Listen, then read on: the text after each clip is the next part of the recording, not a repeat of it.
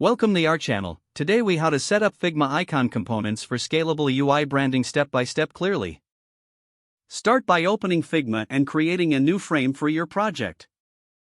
Select the desired dimensions for your frame based on your design requirements. Next, gather your icon assets for branding. You can either create your own icons or download them from a trusted source. Import your icon assets into the Figma file using the drag and drop method or by using the import function. Once your icons are in the file, arrange them neatly within your frame.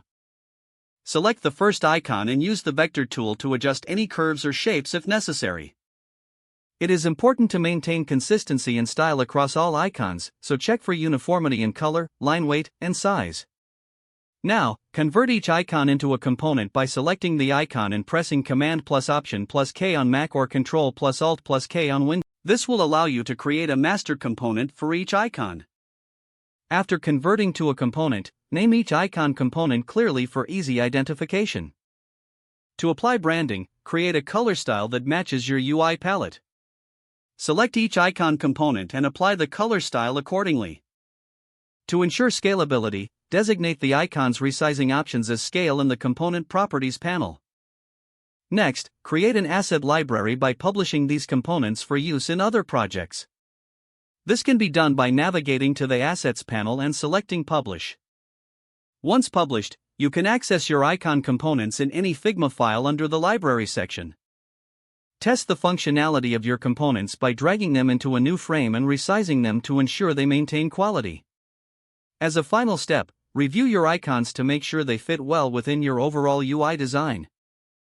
Save your Figma file and close it when you are finished. If the page does not load, refresh the browser or try again in a private or incognito window. Make sure you are using the correct email address, then retype it carefully to avoid small typos. If your password is not accepted, use the reset option and create a new strong password you can remember. Check your spam folder for verification or security emails, then complete any requested confirmation steps. Enable two-factor authentication if available to improve account security and reduce unauthorized access risk.